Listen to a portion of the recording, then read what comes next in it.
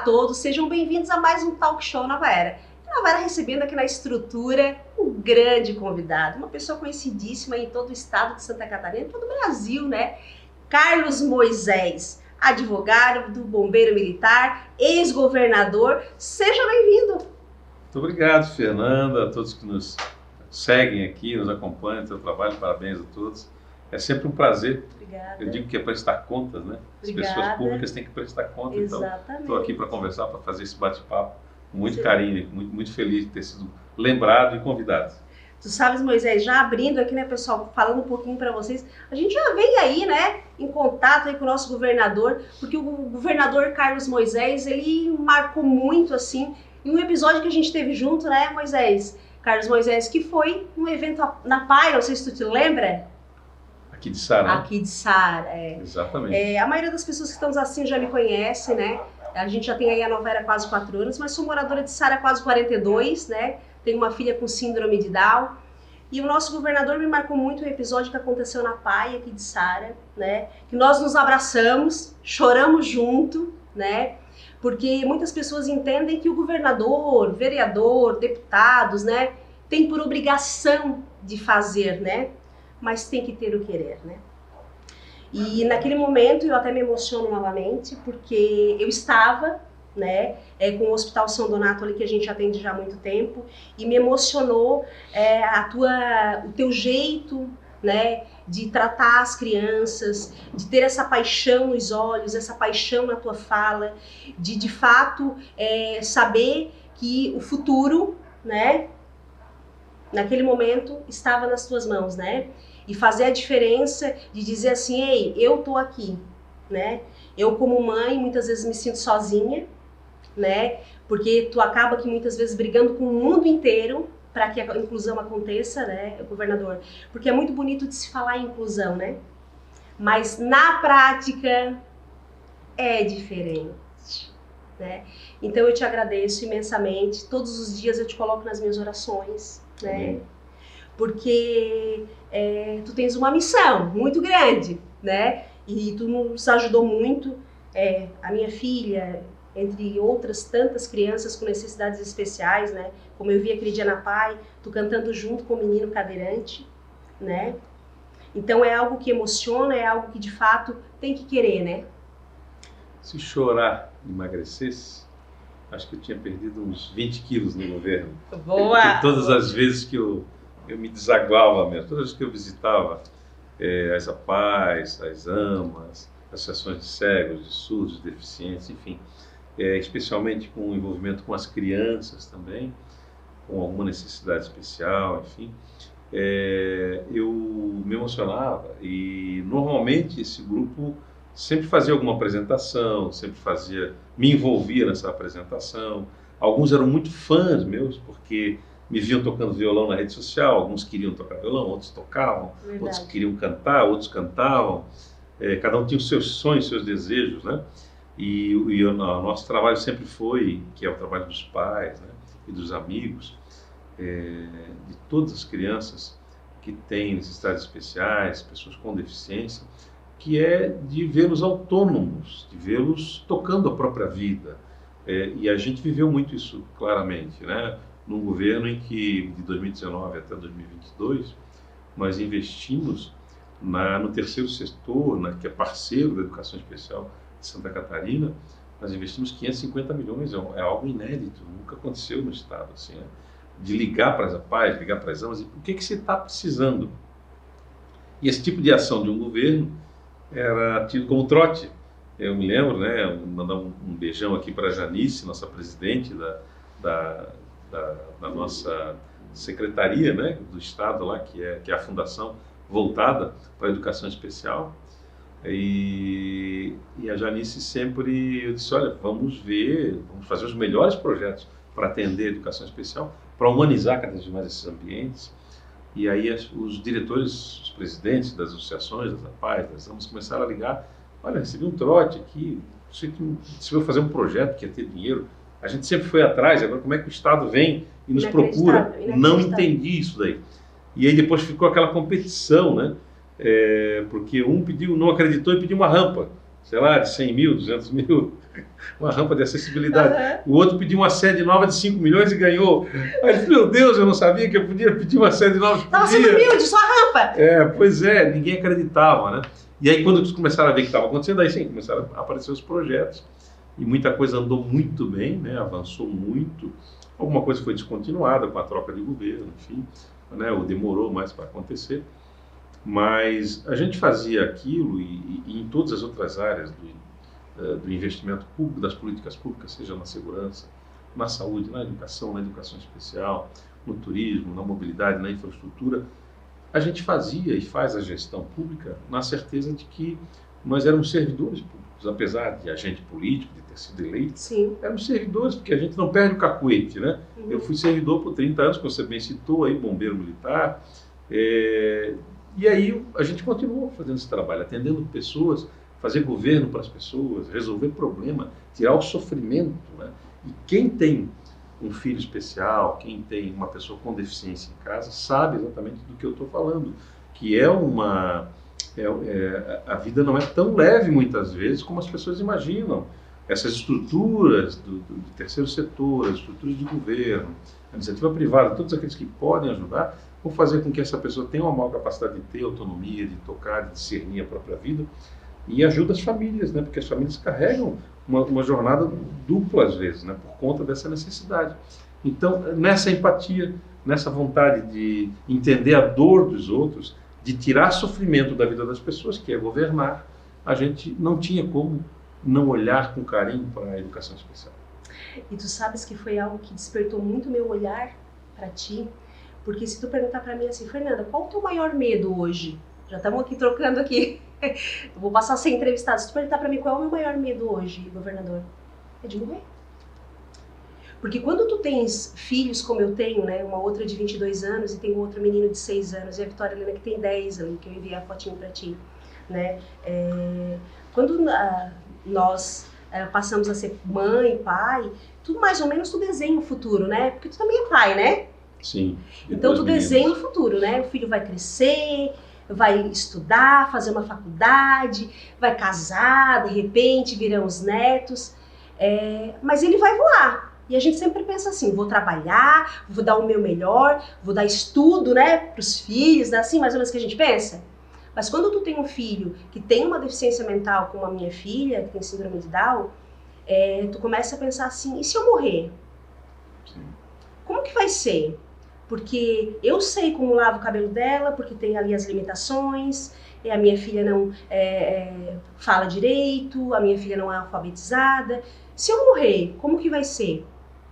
Sabe? Então, o meu maior medo hoje é isso, né? Porque se a gente não tiver pessoas capacitadas e que tenham um olhar de dizer assim, eu tô aqui e eu olho para pessoas, eu viso pessoas, né? Aonde a gente vai parar?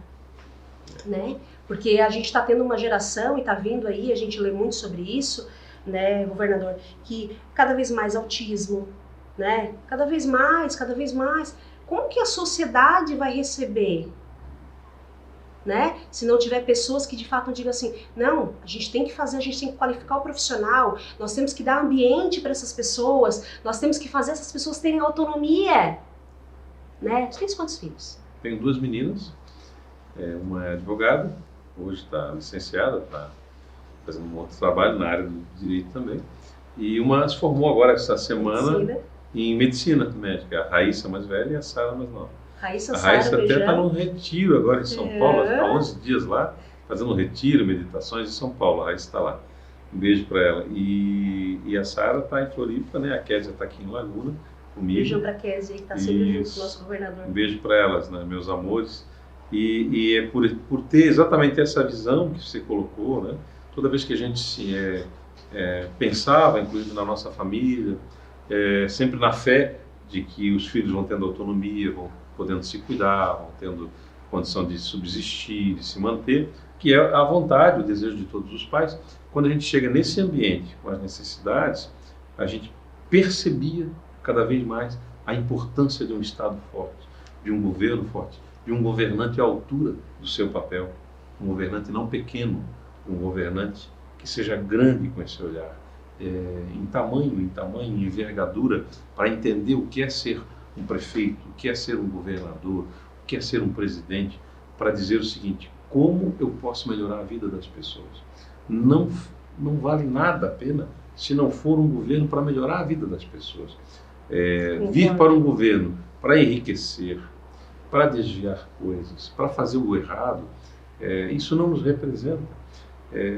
E aí, é missão de vida mesmo, né? Quando você encara eu jamais seria candidato a síndico de prédio, né? Se você me convidasse, morasse no meu prédio, Fernanda, eu jamais, Moisés vem, não vou ser candidato a nada, não gostava disso.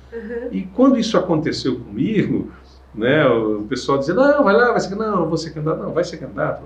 O que pior pode te acontecer é tu ser eleito, então vai ser candidato. Aí eu digo, então tá bom, eu vou lá. Eu vou encarar. Daí o sujeito igual disse, o pior aconteceu. Aí eu digo, bom, então nós vamos continuar do nosso jeito, né, fazendo as coisas certas que a gente sempre fez.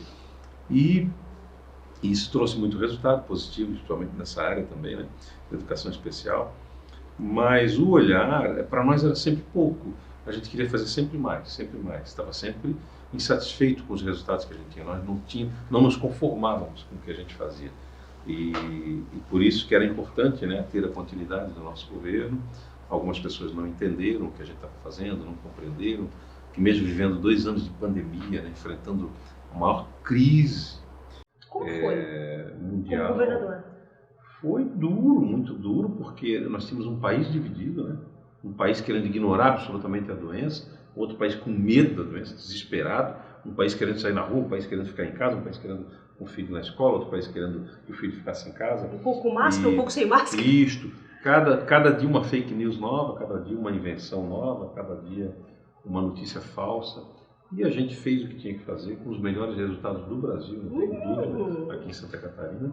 Por isso muito duro, mas ao mesmo tempo não paramos de pensar o governo. Vai acabar, isso vai acabar, essa pandemia vai acabar. Nós temos que fazer projetos, aproveitamos os anos de pandemia para fazer projetos, para avançar. E aconteceu, o governo entregou bem, infraestrutura inédita em todas as regiões, entregamos em saúde, em educação, em segurança, tivemos os melhores índices, os melhores salários de servidores do Brasil na educação, na segurança pública. Fizemos um piso salarial do professor quando o piso nacional era pouco mais de 3 mil, fizemos para 5 mil reais. Enfim, fizemos aí uma série de modificações, a questão do auxílio pecúnia do terceiro setor, né, que aí podia escolher os seus professores, profissionais, dando autonomia, dando dinheiro para as APAES, para exames nessa área da educação especial. Muitas criamos o Bolsa Estudante, o ensino médio, crianças que não conseguiam ir para a escola, para o ensino médio, tinham que trabalhar, recebiam por mês. Esse programa foi descontinuado, o orçamento caiu nesse governo atual. Enfim, muita coisa, Bolsa Atleta, Bolsa para Atleta, muita coisa que a gente criou, estava indo muito bem, mas fruto da sensibilidade, daquilo que você falou quando a gente se encontrou lá, que eu vi as crianças, e não há como não se emocionar naquele ambiente. Ele não há, pelos amores que eles são, pela graciosidade. Presente, recebeu tantos presentes. E ao mesmo tempo pela responsabilidade de você olhar e dizer, poxa, está em minhas mãos a possibilidade de mudar a realidade dessas famílias, né? Porque não é só da criança, é da família que você muda a realidade. E tem pessoas que têm essas necessidades e tantas outras que isso se acumula, né? Que às vezes já não tem uma família funcional, que às vezes não tem uma condição mínima financeira de subsistência e ainda acumula com essa dificuldade que vem trazendo muitas vezes a inviabilidade daquela organização, daquele seio familiar. E aí você se pergunta como ficam essas crianças, como ficam essas famílias, né? Então veja a importância do papel, né, da gestão pública, de usar o dinheiro público para aquilo que efetivamente importa, para aquilo que interessa a cada um de nós, que é para as pessoas, para as cidades. Nós somos o governo mais municipalista da história de Santa Catarina, olhando as cidades. Governador, vamos falar um pouquinho, a gente vai conversar aqui sobre vários assuntos no decorrer do nosso talk show, mas vamos falar um pouquinho aí pro pessoal que está nos assistindo, vamos falar um pouquinho da tua infância.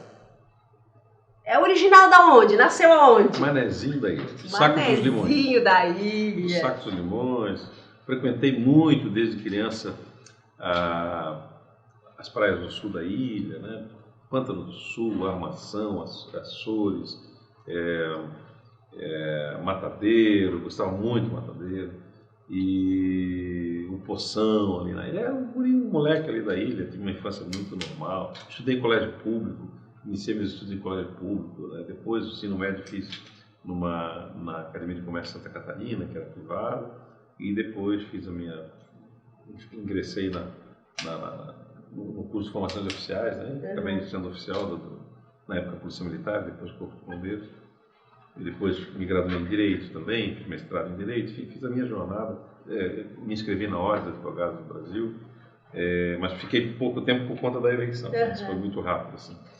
E aí a gente teve que se afastar da inscrição da Ordem por conta do cargo, né, do Estado, que é incompatível. Mas eu tive uma vida muito normal, brinquei muito. Aproveitou? Aproveitei muito, enfim, a gente... Era aquela criança que andava na rua mesmo, na bicicleta, Lagoa da Conceição. Carretilha. Aquele morro. O governador conhece o que é carretilha? Muito. Ai, coisa boa. Arranquei muitas unhas naquele negócio, com o rolemã, que ele chamava, né? Eu botava a mão no chão, vinha um colega atrás e empurrava. Quando via a unha estava pendurada. Ele levanta, chora, vai embora, rala o joelho. Certo. A mãe botava lá, vou fazer um merchan aqui com o Metiolate. Famoso Metiolate. Era uma infância de algumas marcas, né? Mas sobrevivemos a ela. Sobrevivemos. Estamos aqui. Algumas cicatrizes, mas estamos aqui. Mas isso nos moldou, né? Aí as suas escolhas futuras vão sendo, olha, quis ser bombeiro, sempre gostei da atividade, do mergulho, do salvamento aquático, enfim, do trabalho em altura, né? E o direito também me trouxe muito essa visão, né? Do funcionamento da máquina pública, que eu apliquei muito na minha vida de caserna, né?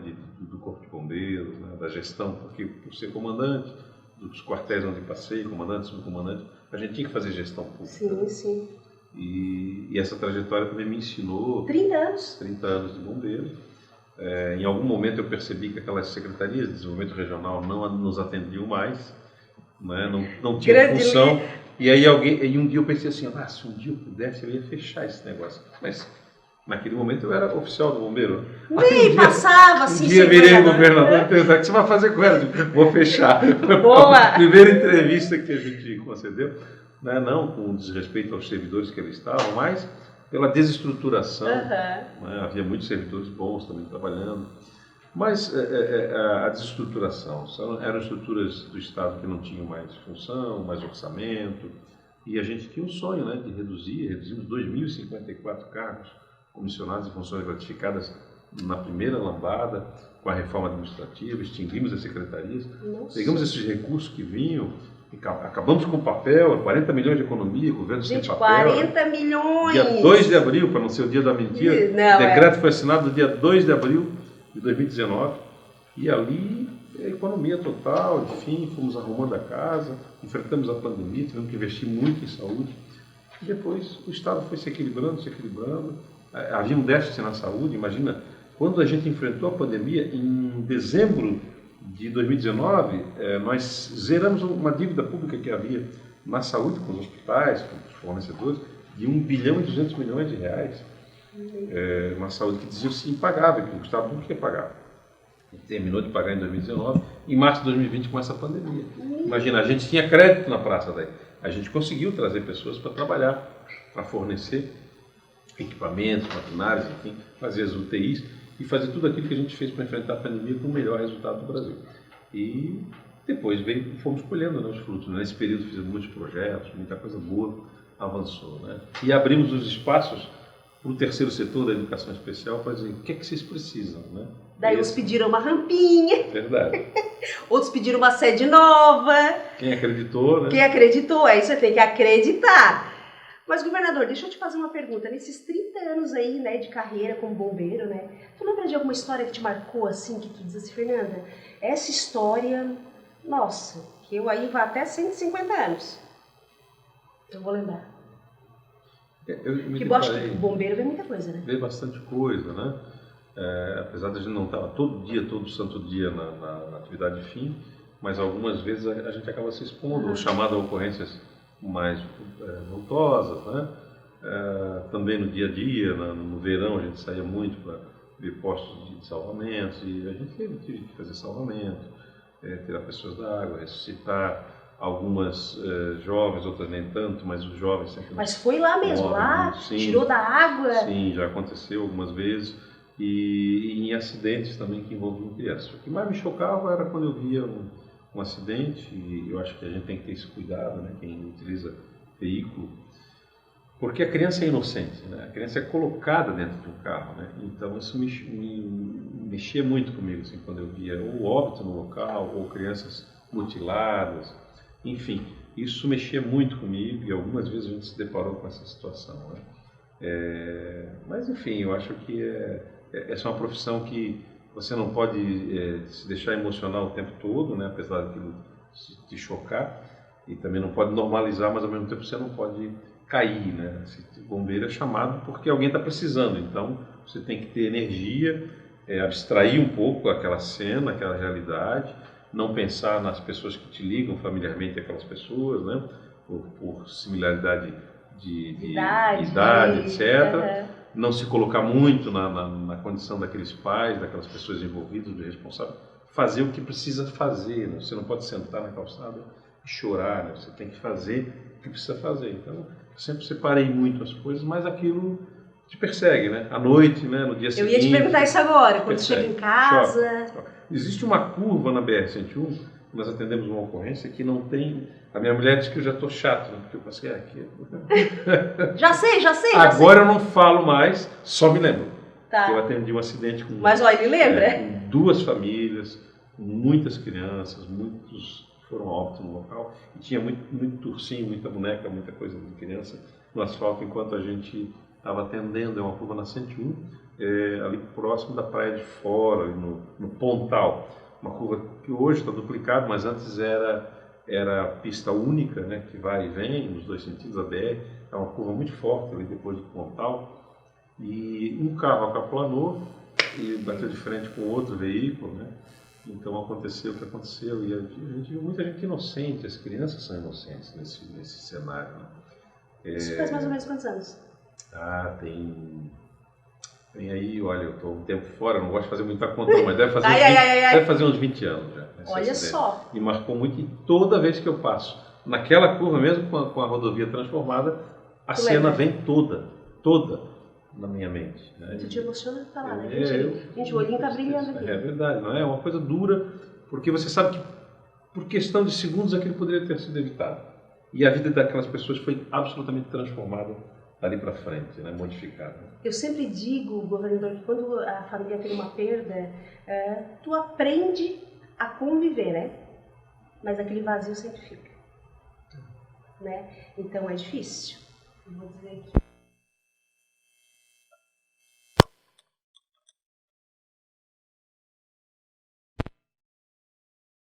Né? Que grandes homens, grandes mulheres são feitos na fornalha. E é a fornalha da vida, muitas vezes. Né?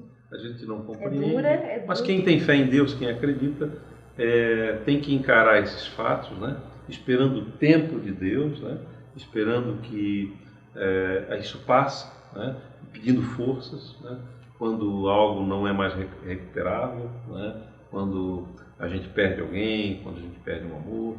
E enfrentar a vida, porque para além de você, as pessoas estão olhando o teu exemplo, estão esperando que você seja forte.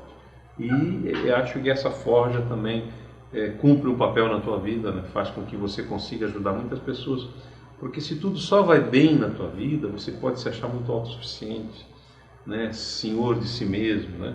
E quando você sente a dor, chorar com os que choram é porque você já chorou. Só chora quem chorou, sabe? Só chora quem já sentiu dor.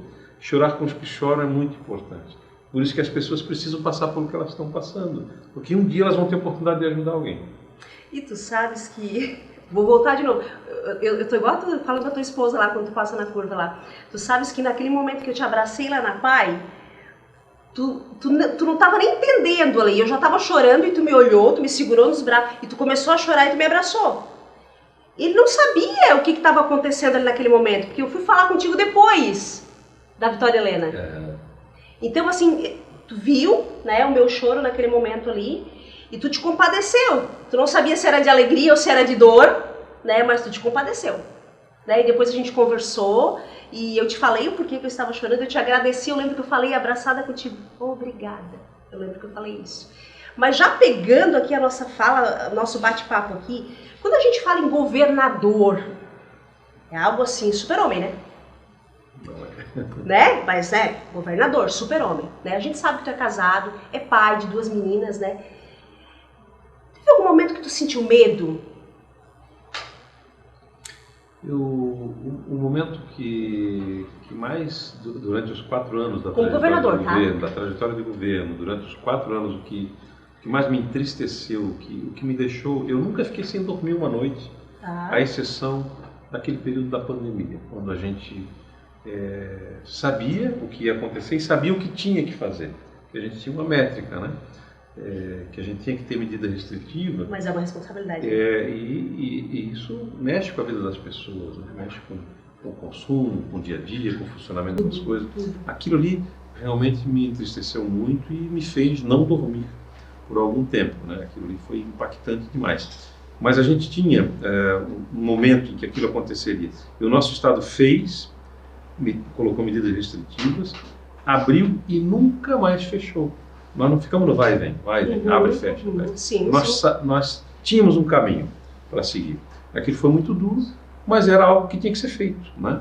E criar regras, regramentos, estabelecer conceitos, né, de sanidade para que a gente pudesse ter uma convivência em restaurantes, em bares, em igreja, continuar a tocar a vida e não deixar as pessoas morrerem também economicamente, né? E o nosso Estado foi o primeiro a se recuperar da pandemia, da economia e de tudo. Por quê? Porque a gente fez na hora certa. Quando é que era essa hora? Que era uma decisão que a gente tinha que tomar.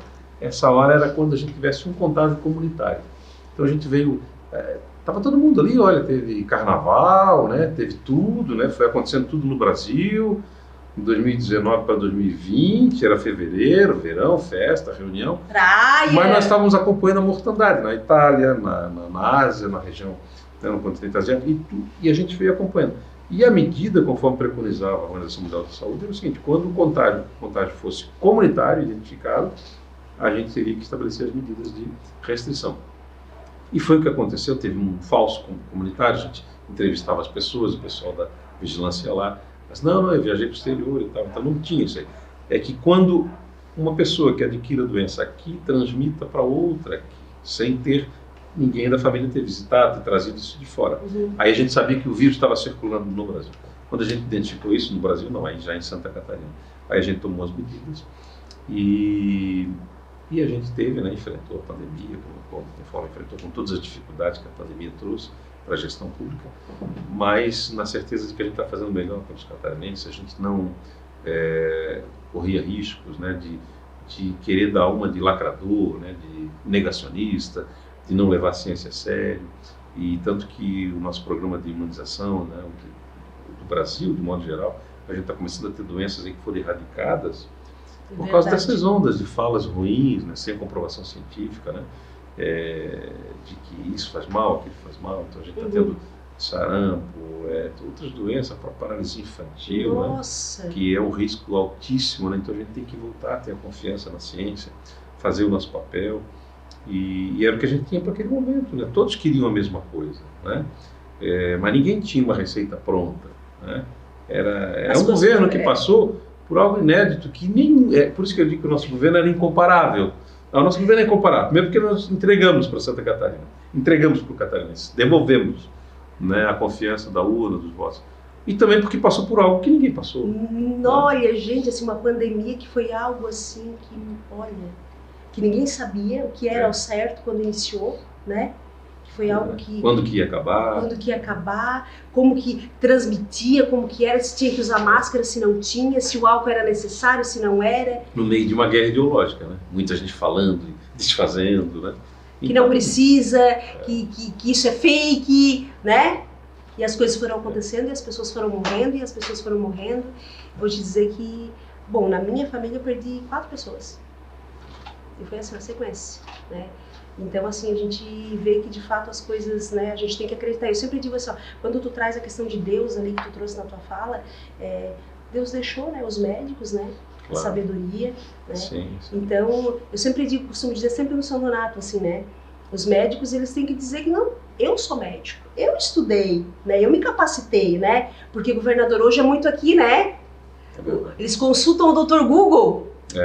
E qualquer onda, né? Qualquer notícia falsa ali, o sujeito se diz médico, se intitula médico. Aham. Enfim, a gente hoje vê o Butantan, o Instituto consolidado, né? Quando ele produziu a primeira vacina, ele foi muito honesto, né? Olha, essa vacina tem uma cobertura aí de 40% dos casos e tal. E todo mundo começou a ridicularizar a vacina porque ela cobria 40%, 45%, 46%. Hoje a melhor vacina para se tomar era nossa, o Butantan é do Brasil, né? Atende a América do Sul, atende outros países. Então, assim, tudo virou vacina. Aí chamavam de vacina. Não era mais vacina, era vacina. Era sabe, uma coisa ideológica, né? E a gente perdeu a oportunidade de salvar 100 mil, 200 mil brasileiros. Se a gente tivesse adiantado aquele processo ali, 300 mil brasileiros. Né? Por quê? Porque o Butantan é um instituto sério, decente, que faz tantas outras vacinas, né, para o Brasil.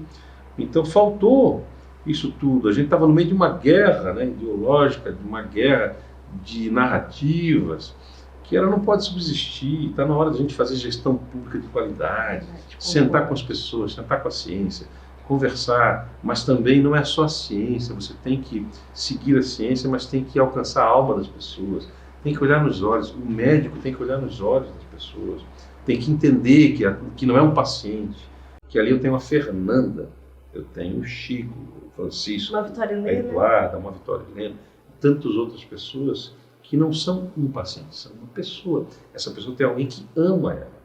Então, a tua relevância no que você faz é porque você está fazendo algo para alguém, que tem alguém que ama essa pessoa que você está fazendo, né? Mesmo que você nem a conheça. Então, comece a se colocar no lugar dessa pessoa. Né? Ela tem uma rede de pessoas que estão esperançosas, que depositarem em você, dentista, médico, advogado, juiz, governador, promotor, que você vai fazer a coisa certa, que você não vai ser um ativista político no seu trabalho, que você vai deixar a política partidária de lado, né, a ideologia radical, e vai olhar nos olhos daquela pessoa e vai perceber o que é que ela está precisando, o que eu posso fazer para mudar a vida dela. Tem gente confiando em mim nesse momento, o pai dessa criança está confiando em mim, né? Então tem muita coisa que a gente precisa entender qual é o nosso papel na sociedade, né? Para que a gente veio aqui, né? Por mais que eu não tenha resposta para tudo, que eu não acredite em tudo, que eu não consiga ver tudo completamente, ou que eu nem tenha as mesmas crenças que você tem, mas eu tenho que imaginar que pelo menos, né, o meu papel eu tenho que desempenhar aqui com essa empatia, com amor, enfim, com o que a vida está me dando condições de fazer, né? Porque senão você perde o sentido, né, de poder pelo poder. No caso da política, né, que a gente está tratando aqui agora, um caso tão relevante como é o cargo que eu pude exercer, jamais imaginei na minha vida exercer um cargo. Seria uma... Quando eu estava lá andando lá de carretilha, eu não imaginava. Nunca. Seria uma conversa de criança, já tive, eu lembro como se fosse hoje, nós na praia, lá em Floripa, as crianças brincando, e se tu fosse presidente, ou se tu fosse isso, se tu fosse prefeito?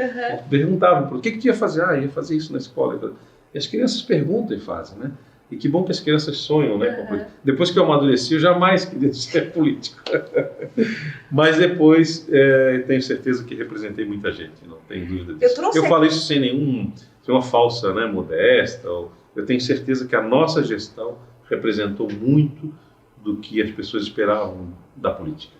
Eu trouxe aqui alguns destaques, que tu vai dizer assim, feito. Tá, vamos lá? Bora. Enfrentamento da pandemia com a menor taxa de letalidade do Brasil. É verdade. Verdade. É verdade. Nós estamos entre as menores taxas de letalidade do Brasil. Teve alguma questão de estados pequenos que eram antigos territórios, que tem uma população muito pequena, coisas assim, mas assim, em condições de igualdade, Santa Catarina, populacional, né? Na proporção população e letalidade, nós tivemos as menores taxas de letalidade do Brasil. Verdade. Aportes históricos aos hospitais filantrópicos. Isso foi sem precedentes, eu poderia dizer, né? Tanto que tem muitos diretores de hospitais filantrópicos, né? Nós criamos a política hospitalar catarinense. É isso que mudou a vida do hospital filantrópico. Por quê? E em pandemia eles não fecharam porque nós garantimos ali pagamento das UTIs, né, R$6.000 por diária de internado na UTI dos hospitais filantrópicos. Eles foram parceiros. Depois, para não fazer aquela política do toma lá da cá, desculpa falar, eu não vou me alongar, mas assim, é tanta coisa no governo, né?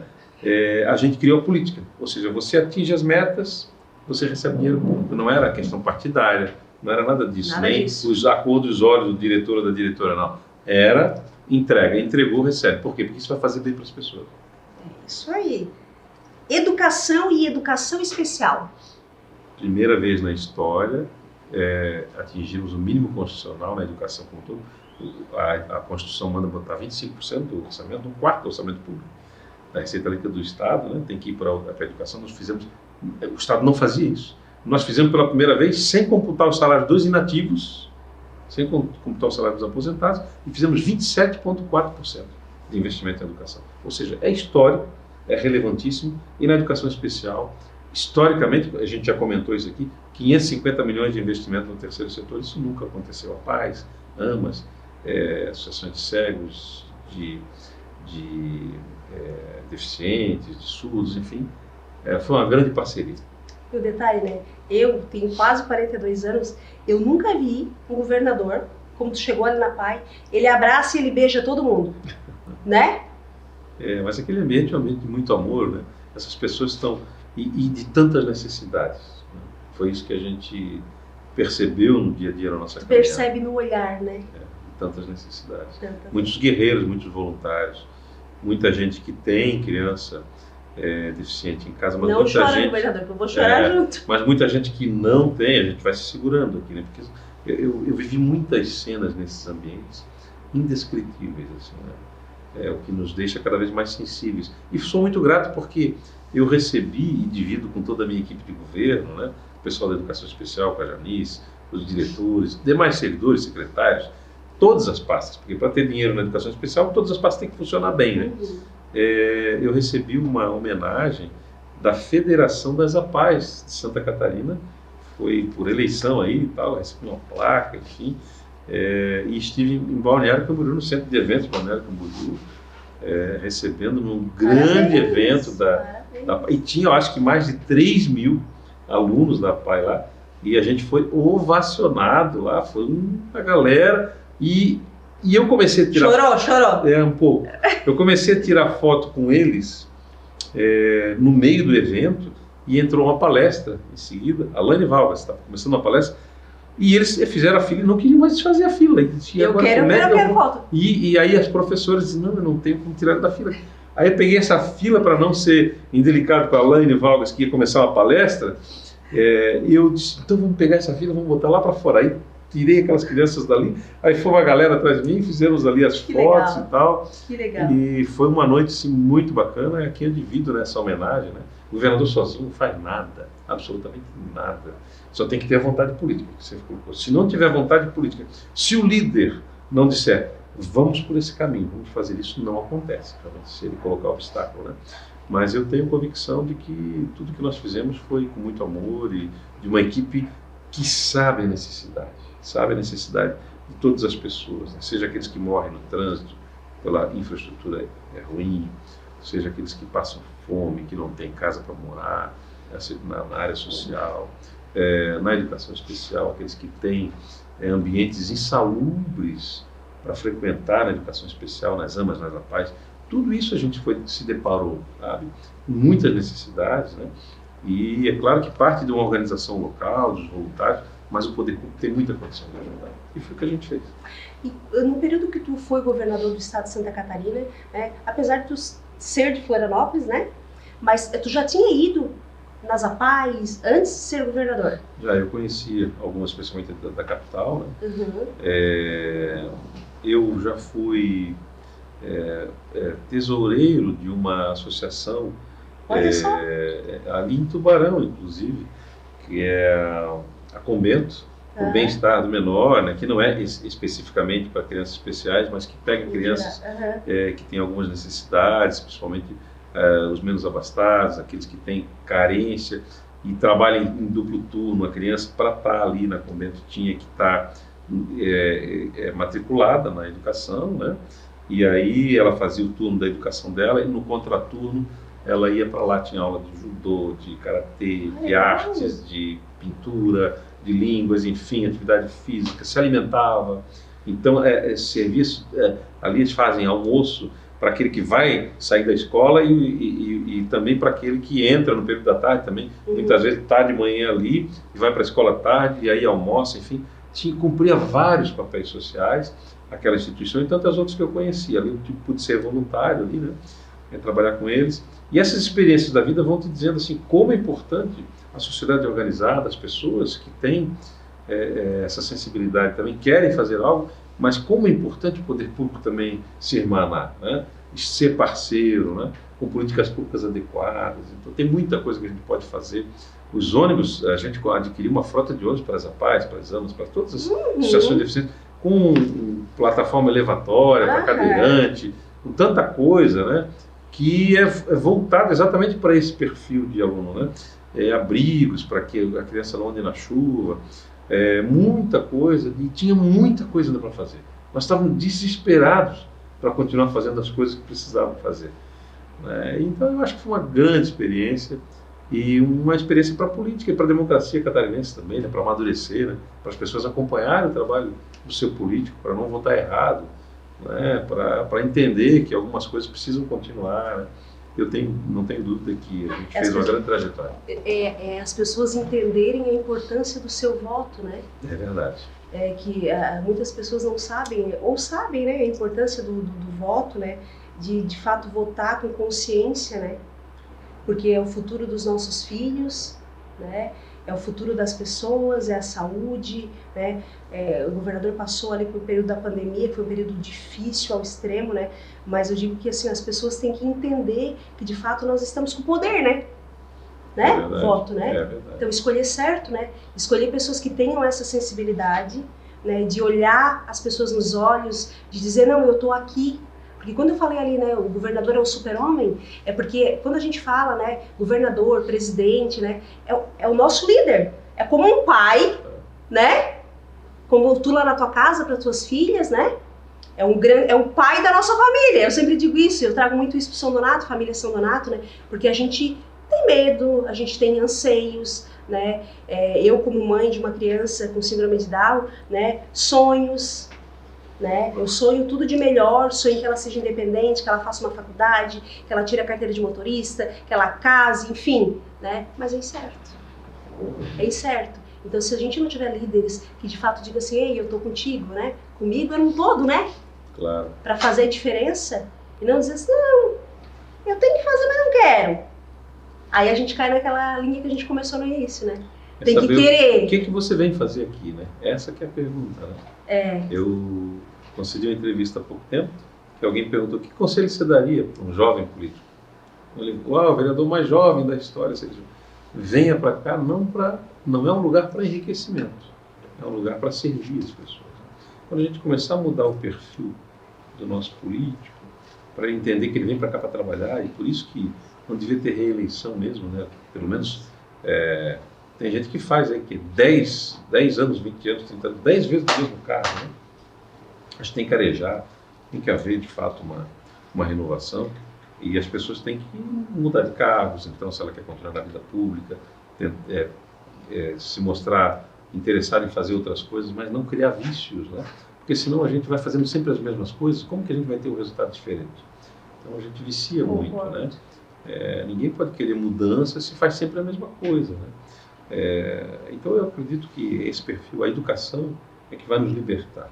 A educação é libertadora em todos os sentidos. Acredito.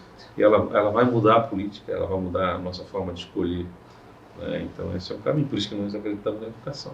Seja ela especial, seja ela educação secular, enfim, nós precisamos ter o caminho da educação. Educação, verdade. Vamos aqui continuar? Tem uma perguntinha aqui. Redução dos índices de criminalidade. Também, verdade? Foi o menor índice de criminalidade do país. A gente também foi, para além da redução foi o estado considerado, durante a nossa gestão, o estado mais seguro do país, mas para além da redução, e nós perdemos ponto, agora a gente caiu, nós fomos considerados o estado mais eficiente. O Centro de Liderança Política, que é um órgão independente em São Paulo, por 2 vezes me chamou a São Paulo para receber lá um prêmio do governo mais Legal. eficiente do Brasil. O Centro de Liderança Pública, perdão, o CLP, Centro de Liderança Pública, ele estabelece critérios objetivos, né, indicadores, em que ele avalia o quanto você investe também e o quanto você tem de retorno e melhoria nos índices em determinadas áreas. E nós fomos a gestão pública mais eficiente do Brasil por 2 vezes durante a nossa gestão. Agora caiu para 3º ou 4º lugar. O próprio CLP divulgou isso novamente. Então os índices não foram atingidos. E na gestão pública, nós tivemos na segurança pública como a maior eficiência, ou seja, a eficiência é o quanto você investe de dinheiro e o quanto você reduz de criminalidade, de roubo, de furto, de homicídio, de latrocínio, etc. Nessa balança, nós tivemos o governo também, a tarefa, né, da segurança pública como a mais eficiente do Brasil, em termos de quanto investe e quanto retorna. Para além disso, na segurança pública, nós fizemos alguma coisa que foi inédito. Os governos investiam fruto de financiamento, pegavam dinheiro em bancos, para investir em colete, que funciona há 5 anos, depois tem que jogar fora, armamento, viatura, etc. Viatura também fica velha. Então, nós investimos mais de 350 milhões, de forma inédita, com recursos próprios, sem lançar mão de financiamento. Nós passamos 4 anos sem fazer financiamento no governo. E fizemos os investimentos que fizemos. Ou seja, é possível, é gestão isso aí. É possível? É possível. É possível. Deixa eu te fazer uma pergunta, governador. Hoje, quando tu olha hoje, no geral, assim, né, que tu vê hoje os dados, enfim, que tu acompanhas, acredito, né? Como que tu vê hoje, como que está o nosso estado hoje? Então, eu acho que a gente tem um grande desafio, né? Você colocou aí muitas, na tua fala eu pude perceber vários desafios, mas ao mesmo tempo várias oportunidades também, né? Todo desafio gera, né, toda crise gera uma oportunidade. Uma delas que você falou assim, olha, está aumentando o índice de autismo, enfim, né, de pessoas com deficiência. Eu acho que a gente penso que a gente tem que focar, mas não tem prevenção, não dá para fazer, mas assim, a ciência está aí para a gente avançar e corrigir os nossos malfeitos, né? Não era assim. Mas é porque não se detectava. Não, não é só isso. Nós temos realmente um número maior, né? Então, nós temos que aprofundar os estudos nisso. O poder público tem condição de avançar nisso. De políticas públicas, políticas alimentares, políticas de hábitos, políticas de meio ambiente. Vamos se cercar, né, de políticas públicas para que a gente consiga reduzir, reverter isso daí e atender aqueles que foram afetados por essa realidade. Muitos desafios na área da segurança pública, né, a gente precisa avançar também. E a gente olha um estado que está a pleno emprego, Santa Catarina pode-se dizer que está a pleno emprego, é um dos menores índices de desemprego do país, acho que está 6%, 6,5%, enquanto o país tem o dobro disso. Um dos menores índices de desemprego, mas milhares e milhares de desempregados, né, porque não tem qualificação. E a indústria importando, né, trabalhadores, né, dando oportunidades para a gente vir de fora, migrações e tal.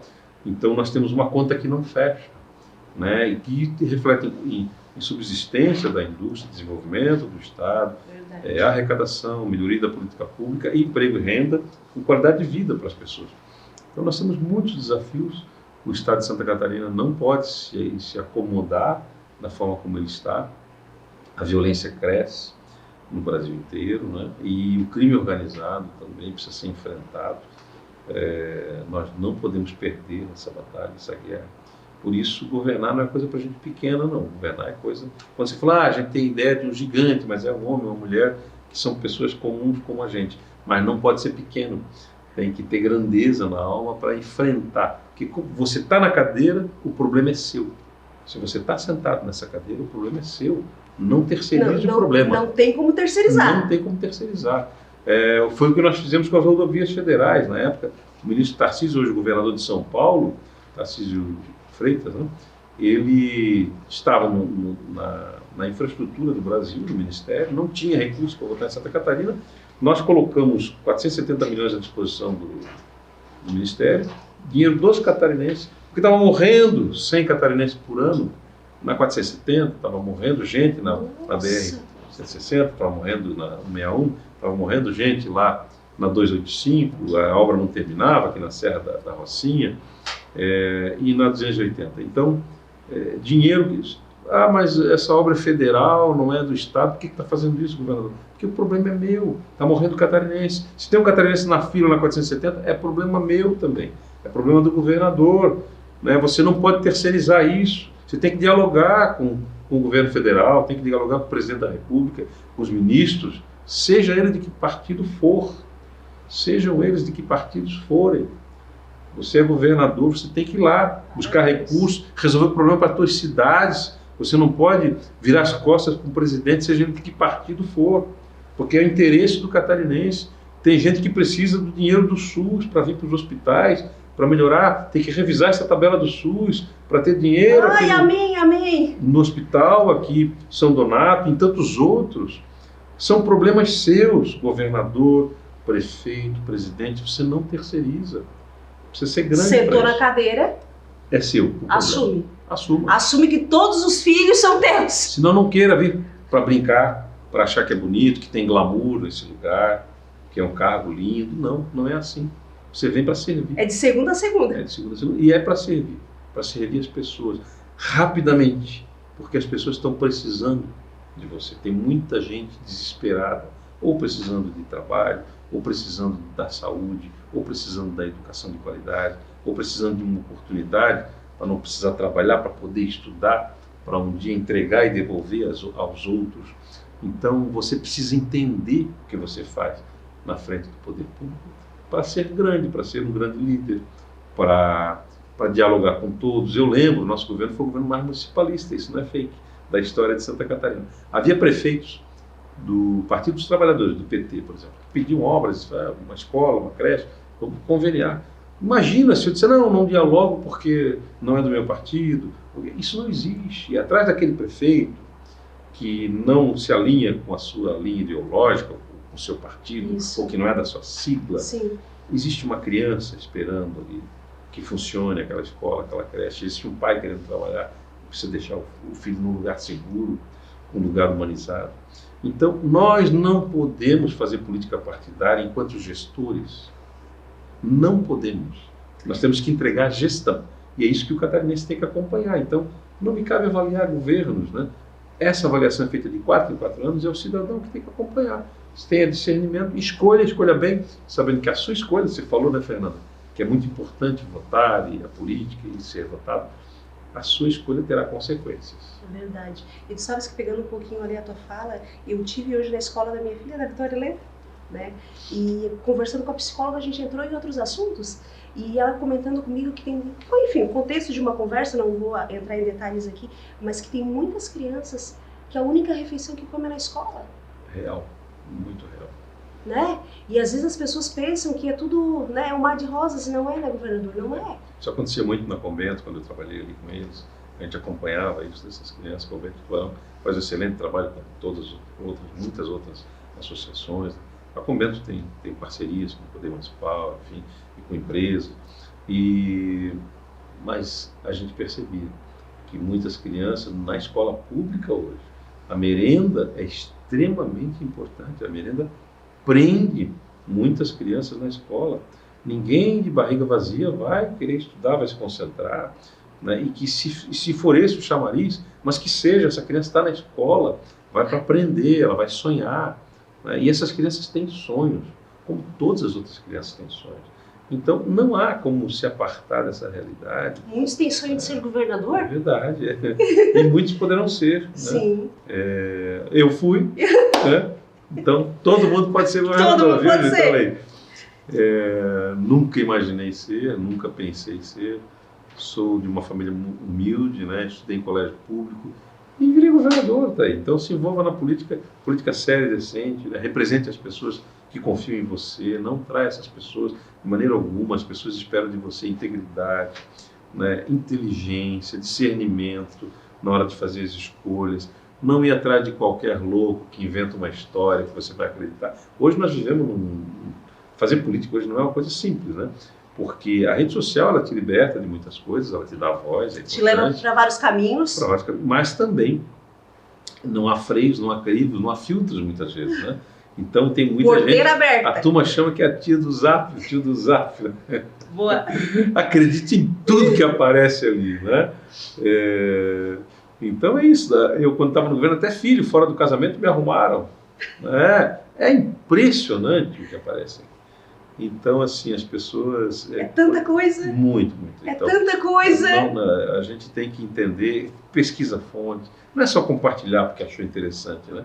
E a gente parece que é meio que natural do ser humano compartilhar aquilo que causa. Compartilha. Olha, se a fumaça é fogo. Outra coisa, a gente precisa mudar a política, sim, né? Mas tudo aquilo que envolve um político, se envolve um político é porque deve ser verdade. Então, a gente precisa tornar esse lugar aqui atrativo para as pessoas boas, para as pessoas sérias, honestas. Se você achar que esse lugar é o lugar dos malfeitores, ele vai se tornar o lugar dos malfeitores. Nós temos que tomar... Se a gente demoniza a política, a gente entrega ela para os demônios, né? Então é isso que a gente tem que fazer, não podemos demonizar esse lugar. Estamos dizendo, isso aqui é um lugar de gente boa, de gente que não precisa ter berço de ouro, não, que nasceu de vida simples, que trabalhou a vida inteira. Andava de carretilha. Mas pode ser um líder, pode comandar um processo, tem condição, tem habilidades, né, tem competência para isso, então venha trabalhar na política. É isso que a gente tem que fazer. E essa escola tem que ser lá nos colégios, né?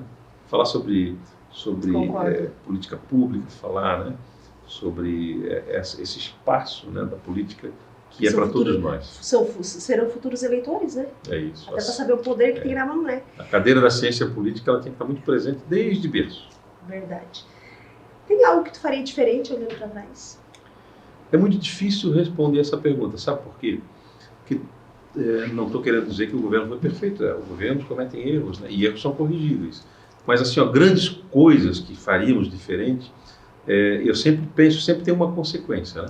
Eu, há pouco tempo, conversei sobre isso também, num outro podcast, falando que a gente fez política sem os políticos no meu governo. A gente começou o governo, era chapa pura, era o 17, PSL lá, naquela onda do 17, né? E a gente se elegeu e não tinha coligação. E a gente fez tudo, a gente extinguiu as SDRs, Se eu fizesse política com os políticos naquela época, eu não faria o que eu fiz. Mas todo mundo me convenceu de que não, que eu tenho que fazer política com os políticos. Ok, mas naquela época eu tinha uma encomenda da sociedade.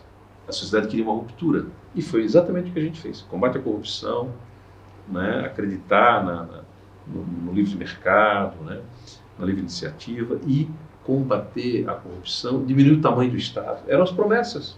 Era mais Brasil, menos Brasília. A nossa campanha era isso, lembram, 2018, né? E foi exatamente o que a gente fez aqui, ó. Mais Brasil, menos Brasília. Em Santa Catarina, mais municípios, menos governo do Estado. Foi exatamente a cartilha que eu rezei.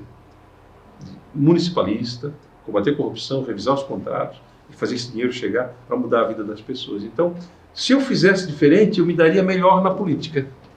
Se eu fizesse diferente, eu sobreviveria melhor a essa guerra. Foram 4 anos de guerra, brigando com todo mundo, passei por 2 processos de impeachment, 2 afastamentos, CPI, não sei o quê. Era uma guerra constante, né? E sobrevivemos. Estamos aqui. Graças a Deus, por integridade, sobrevivemos. Agora, poderia ter sido mais fácil, claro, né? Se eu negociasse. Só que as decisões que eu tomaria naquela época não seriam as mesmas que eu tomei. Então teria consequência também, né? Então, quando você pergunta, você faria diferente? É igual você assim, poxa, o sujeito se casou, aí no final ele separou, daí ele, pois é, mas ele teve 3 filhos maravilhosos. Aí ele se separou. Você faria diferente? Você, fulana, não casaria com esse homem? Ele te maltratou? Daí ela lembra dos filhos assim, cara, mas como é que eu ia fazer diferente? Se não tê-los, como sabê-los, né? Eu casei com aquele homem, não deu certo o meu casamento, mas deu certo, sim. O período que a gente viveu também teve momentos bons, a gente fez filhos maravilhosos e eles são meus filhos, não tem como eu... Essa história de refazer a história, voltar a fita do tempo, ela não existe. É verdade. Escolha e consequência. E tudo tem um papel na tua vida, né? Você não volta atrás para desfazer as coisas, né? E acho que a gente saiu de cabeça erguida do governo, fomos para uma reeleição, fizemos uma boa eleição, quase 700 mil votos, numa disputa de 13 e 22, que eram as duas ondas, né? A onda 13 e a onda 22, e eu não estava em nenhuma das duas, estava no 10, fizemos uma eleição com quase 700 mil votos, teve muita gente que que teve esse discernimento, Fernanda, que a gente está tendo aqui agora, que você tem, de dizer o seguinte: cara, essa turma aí está fazendo certo, apesar de passar tudo que eles passaram, de enfrentar a pandemia, eles ainda estão entregando, estão fazendo coisas inéditas que a gente nunca viu acontecer. Eu vim aqui agora, para chegar aqui no teu estúdio hoje, eu passei pela rodovia dos Trilhos, fruto de um convênio do nosso governo, com o governo de Sara. Isso aconteceu no estado todo, são mais de 6, 7 bilhões de dinheiro investido, gerando riqueza nos municípios, sabe? Então, assim, isso foi... O povo não viu? Não viu, mas fica o resultado para que a política seja amadurecida, e a gente não quer outra via que não seja democracia. Por isso que eu fui lá, passei meu cargo, compareci, assinei o livro, entreguei para o novo governador, e vida que segue, fui viver minha vida, né? Escolhas e consequências. Mas é um exemplo também para que a gente amadureça na política, nas nossas escolhas, né? Saber quem faz o bem, quem está fazendo o bem, quem é. E agora vamos acompanhar os nossos políticos. Né? O seu deputado, o seu vereador, o seu prefeito. Eu acho que é o principal acompanhar, né? É isso, acompanhar o que está fazendo, o que está deixando de fazer. Para poder fazer a nova escolha. Exatamente. Não vamos nos cansar de fazer o bem, indo para a urna, votar sem vender o voto, fazer a melhor escolha, aquilo que está ao nosso alcance. É verdade. Não é incomum, sabe, Fernanda, as pessoas dizerem para mim: em quem que eu voto? Chega na época da eleição, né? As pessoas estão lá, às vezes trabalham com você, ou tem uma relação, eu não sei em quem que eu voto. E a gente fica pensando: meu Deus, como é? É por isso que as pessoas não viram o que a gente fez também, né? Como é que as pessoas vão saber como é que a pessoa está ali, ela tem filhos para criar, ela tem que trabalhar, ela tem que arrumar a casa dela, ela tem que dar conta do marido, dos filhos, da escola, dos boletos que chegam. A última coisa que ela vai pensar é se o cara está indo bem ou não na gestão. É papel dele, ele tinha que estar indo bem. Então, esse é um desafio para a democracia, né? Verdade. Você tem um instituto que te dê uma nota verdadeira, né? Quem sabe a gente cria esse instituto aí, né? Um ranking dos políticos, já existe um site aí do ranking dos políticos. Só que o ranking dos políticos é: compareceu ou não compareceu?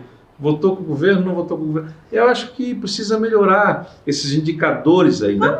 Das promessas feitas e não realizadas, né? Do padrão de integridade, do avançar, né? De coisas que, de fato, a gente precisa, né? Dos indicadores da mortalidade infantil, né? Da taxa de alfabetização, isso tudo a gente tem que estar muito vivo, né?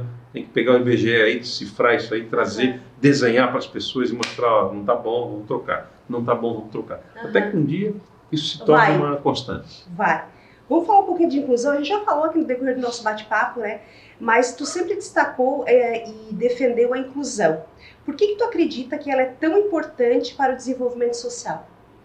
Eu tenho convicção de que, sob todas as formas de inclusão, o papel do Estado, né? Primeiro porque o Estado legisla sobre isso. Então o Estado tem uma força muito importante na inclusão, na acessibilidade de todas as pessoas, do alcance dessas pessoas, do ser visto, do ser enxergado, né?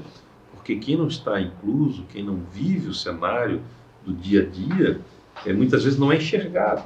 O Estado tem a força, tem o poder cogente, digamos assim, de dizer: faça desse jeito, oportunize assim. E o Estado mexe com o privado e com o público, né? Então, o Estado, quando a gente entra para o poder público e pensa em inclusão, a gente olha: eu tenho alguns papéis aqui. Eu tenho que promover a inclusão através de recursos, etc., da facilitação, né? do aparelhamento do Estado, da qualificação de profissionais, da habilitação de profissionais, da remuneração, da valorização desses quadros, da humanização dos espaços públicos e privados e do terceiro setor para a inclusão. Mas eu também tenho um negócio forte aqui, que é a lei.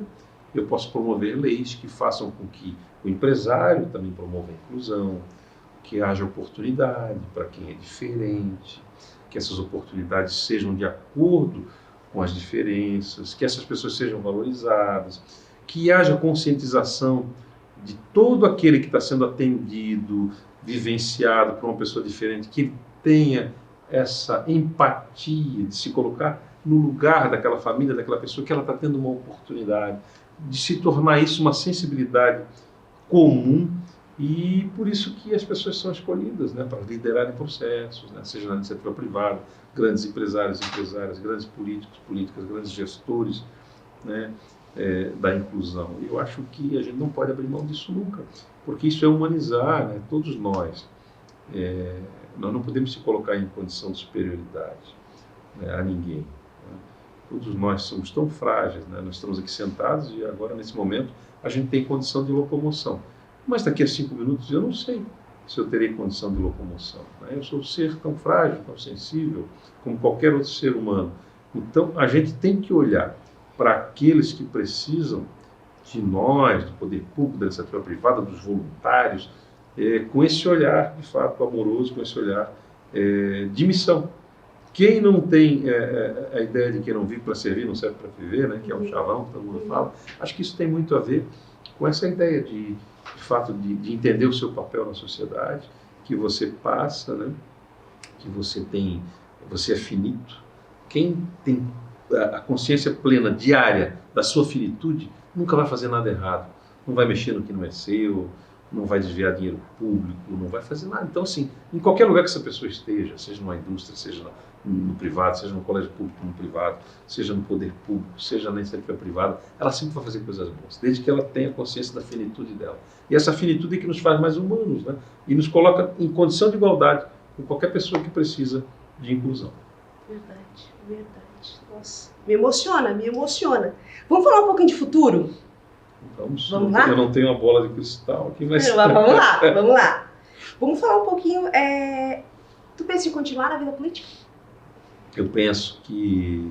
Espero que sim, espero que eu sim. Eu penso que sim, e eu não sei se talvez por mais uma oportunidade, né, me colocar à disposição do catarinense para ser escolhido para alguma coisa, né, um projeto que a gente ainda não definiu.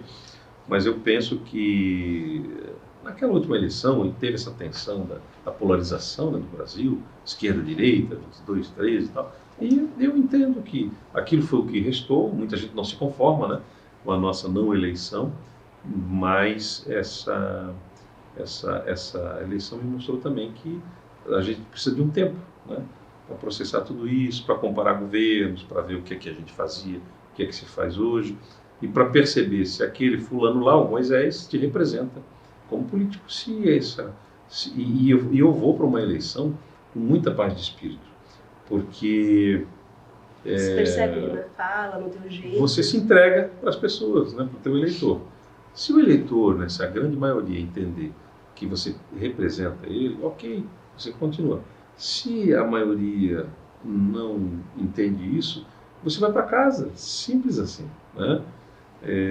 E aí, vida que segue. Então, eu acho que eu preciso de oportunizar aos catarinenses também mais uma trajetória dessa, né, num cenário menos polarizado, de um pouco mais de entendimento. E de fato, né, se for uma eleição exitosa, eu quero continuar, e se não for, é hora de ir para casa e cuidar da minha família, cuidar das filhas, cuidar da das minhas esposa. coisas. A gente tem muita coisa para fazer, né? Né? Dos meus pais, meu pai tem 92 anos, né? Minha mãe está viva também, né? Eu tenho mãe, tenho pai, né? Tenho filhas. Sou filho de alguém, né, governador? Sou filho de alguém. Então, um homem com 92 anos precisa de mais atenção, de mais convivência, volta e meio centro.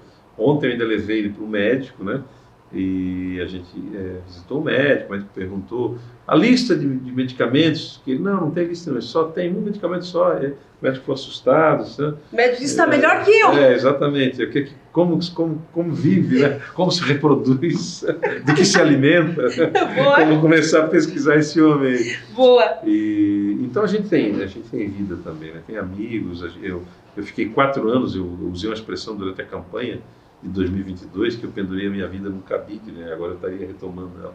Então a gente toca a vida da gente, mas ao mesmo tempo a gente fez tanta coisa boa que eu acho que vale a pena, em mais uma oportunidade, a gente estar à disposição dos catarinenses, né? Com muita humildade, recebendo o resultado como ele vier, né? Com um resultado positivo ou negativo, mas eu acredito que a gente tem um caminho ainda que não parou por aqui. Eu tenho sentimento, né? Eu tenho muitos insights, muitos pensamentos assim que eu sigo, né? E que eu acredito que não parou, que eu ainda tenho contribuições a dar para os catarinenses nessa seara política, né? Vamos aguardar. Eu acredito nisso. Agora vamos falar um pouquinho de sonhos pessoais. Tem um sonho aí que tu... Fernanda, isso eu ainda quero realizar. Pessoal. Acho que não tenho. Eu tenho, assim, sonhos de... Os meus sonhos, assim, não são tão pessoais, né? São sonhos comunitários, né? A gente... Quem vem para a vida pública e sofre o que a gente sofreu, a exposição que a gente sofreu, as guerras que a gente guerreou e podia estar num lugar muito mais sossegado, Tranquilo, com a vida que eu tranquilo. levava, né? Só tem sonho coletivo. Eu só sonho coletivamente. Eu sonho com um estado melhor, com as cidades melhores, com um país melhor. Então esse é o meu sonho, né? E por quê? Porque isso reflete naqueles que vêm depois da gente também, né? Um estado melhor vai ser um estado melhor para as minhas filhas também. Os meus filhos. Não tenho netos, né? Mas quiçá, né, elas se animem, né? Então vai ser um estado melhor para os meus netos, e assim vai, né? É isso que eu sonho. Eu acho que eu sou completo, assim, né, na minha trajetória. Eu acho que estudar, a gente estuda a vida inteira, pode continuar estudando, enfim. Mas fiz tanta coisa que eu quis fazer, e acho que essa sinergia da coletividade é que me encanta, né? De como eu vejo vocês trabalharem no hospital, ali todo mundo juntos, melhorando aquele ambiente, como a gente fez no Estado, né, para melhorar as coisas, para melhorar a inclusão, a educação especial, a infraestrutura. Muita gente não entendeu, mas isso não é problema seu. É sim, agora passou a ser, né? Esse é o meu sonho, um sonho de poder ver as pessoas acreditarem, voltarem a acreditar na política. Um sonho de uma política de discernimento, né? Não só uma política de lacração, né? De quem diz aquilo que eu quero ouvir, então ele passa a ter a minha confiança. Hoje tem muita gente enganando todo mundo na política, né? E eu não vou fazer isso, eu não consigo lacrar, não é meu jeito. Eu não gosto dessas briguinhas, não gosto de ofender ninguém, né? Nem de xingar os outros, e hoje me parece que o que dá like é isso aí, né? Você está o tempo todo com essa raiva, com esse ódio, cultivando isso, não constrói uma ponte, não constrói uma creche, não constrói um hospital, não constrói um postinho de saúde, não constrói uma estrada, não faz nada. Estão brigando o tempo todo, ganhando altos salários. E o povo acha que essa gente aí está representando eles, né? Então, assim, está difícil fazer política, né? Mas essa é a nossa fé, né? De que isso vai mudar. Isso vai mudar. Lembra que a gente estava conversando um pouquinho aqui nos bastidores sobre a minha filha, Vitória Helena? Lembra que eu comentei contigo que eu conversei com uma pessoa aqui em Sara e disse para ela assim: o futuro da minha filha está nas tuas mãos, você sabia disso? Essa pessoa me olhou e não me deu muita importância, né? A gente não vai dar notícia aqui. Mas se eu disser isso para ti hoje, governador, lá já estava, né? Sim. E nas próximas, né? O futuro da minha filha está nas tuas mãos. Eu não tenho dúvida que isso é uma premissa verdadeira, porque eu me deparei com situações em que não é o seu caso, né? Você tem uma família funcional, mas eu me deparei com situações em que a família tinha sido desfeita e que algumas crianças especiais tiveram que ser abrigadas, né? Por outras famílias, enfim, ou instituições para tal. E eu e a Kézia, a gente já se emocionou muito com esse tipo de movimento, porque você vê duas fragilidades, né? A pessoa que está perdendo aquela referência que ela tinha, que era o caminho para ela se tornar, incluir cada vez mais, se tornar cada vez mais autônoma, e ela regride naquele progresso dela, né? Estava indo bem, e então, ou às vezes pelo passamento, pela morte do familiar que cuidava, enfim. Então a gente sempre se perguntava, né? Não deve ser um lugar fácil essa tensão constante de dizer como será, né? Quando eu for embora, né? Isso deve ser uma coisa que persegue sempre. E a empatia nos levava a dizer o seguinte: claro que a gente tem que estar nas nossas mãos, sim, mudar essa realidade. A empatia nos levava à força de dizer: vamos melhorar esses lugares, vamos melhorar esses ambientes, vamos fazer políticas públicas, conscientizar as pessoas de que elas precisam amar, receber e acolher essas pessoas e ser partícipes da melhoria, né? Dessa estrada, caminhar junto. Esse é o sonho de cada um de nós. É o meu sonho, então. Estamos juntos, então? Sim, certo. A gente está chegando ao fim desse bate-papo e, gente, tá chorando aqui, eu vou chorar também, eu posso chorar, vou borrar minha maquiagem. Quero te agradecer do fundo do meu coração. sabes que tu é uma pessoa que eu admiro. Cada vez que a gente conversa pelo WhatsApp, agora pessoalmente novamente, né? Te agradecer que Deus continue iluminando o teu caminho, né? Oro muito para que tu seja governador novamente, né? Porque eu sei o quão é importante para minha filha do meio, que tem síndrome de Down, porque ela também tem o direito de ir e vir, né? Eu sonho que ela faça uma faculdade, que ela tenha um futuro pela frente, e a gente sabe o quanto é difícil, porque as portas se fecham e tu bate, e a inclusão não acontece, né? Então, é difícil, né? Por isso que eu acredito muito em ti, acredito no teu trabalho, sabes que tu pode contar comigo sempre. Tô aqui falando como uma mãe, né? Porque eu sei que um dia eu vou morrer, né? E eu sei que a minha filha vai continuar. Então a gente precisa de pessoas que de fato digam assim: o futuro da tua filha, deixa que eu cuido.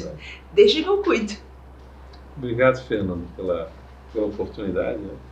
Vamos para frente. Vamos para frente, vamos olhar para frente. Eu acho que eu não tenho maquiagem, viu? Eu tenho maquiagem. Deu mais fácil. Quero te agradecer a tua presença e mandar um abraço para as tuas filhas, para a tua esposa que está sempre aí te acompanhando, né? Que Deus guarde sempre a tua família. Eu acredito mesmo que seja missão, de fato, né? Aquilo que tu falou foi algo que, em vários pontos aqui da nossa conversa, eu vou levar comigo, que foi fazer. Sentou na cadeira, assume a responsabilidade. Eu quero te agradecer. E alguém tem que cobrar, né? A gente vê hoje Isso aí. um silêncio em muitas pautas, não é? Aqueles que precisavam cobrar muitas vezes não cobram, né? Quem tem o poder de fiscalizar não fiscaliza. Então, eu acho que é importante a gente ter isso daí. E a gente falava de missão, né? De entrega nessa tarefa que todos nós, né? De contribuir com uma sociedade, com um estado melhor, com uma vida melhor para as pessoas. Eu acho que há uma máxima que diz, né?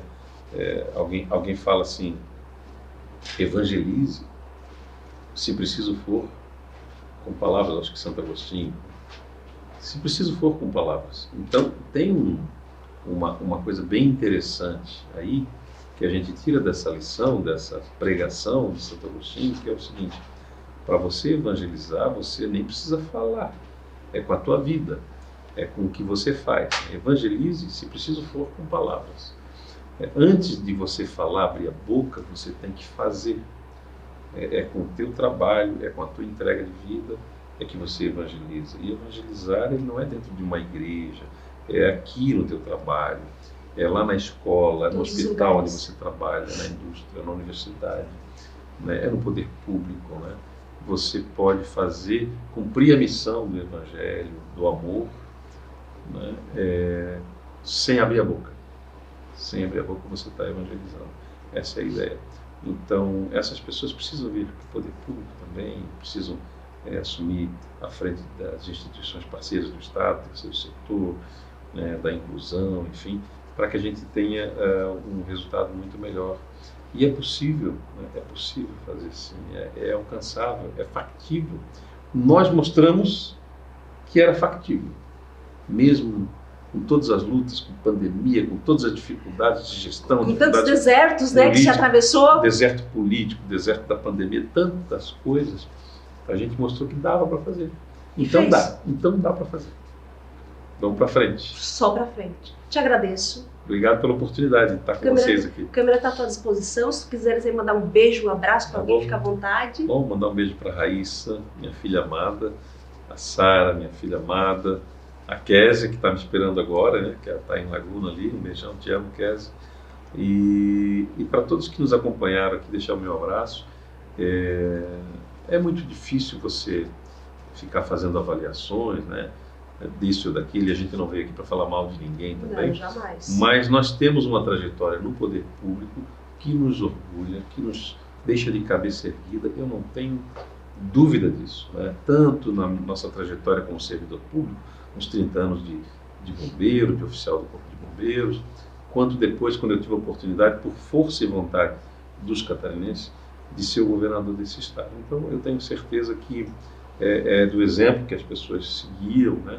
Tem que realmente ter mais gente que venha com o poder público, com o compromisso de fazer, de realizar, e com muito amor, com muito desejo de realizar. E a gente vai continuar nessa estrada aí. Amém! Por pelo menos mais uma oportunidade. Amém! Para que a gente possa ter a sensibilidade também das pessoas, né? Porque nessa sensibilidade o poder está no povo. Eu, quando tive poder, eu tive poder por delegação dos catarinenses.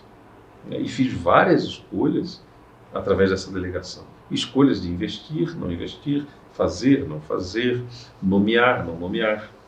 Não é? Esse poder é dado pelas pessoas.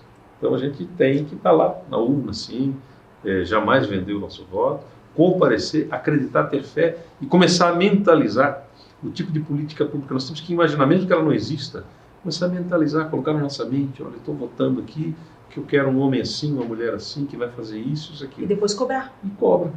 E cobra. Atrás, é isso aí. Então, acredito aí que nas próximas eleições estaremos de volta, se Deus quiser. Vamos lá. Tem um projeto aí que não está definido ainda. Não está definido ainda, né? Mas a gente vai, se Deus quiser, né? E eu viver, eu costumo dizer, eu vou estar na urna em 2026. Amém.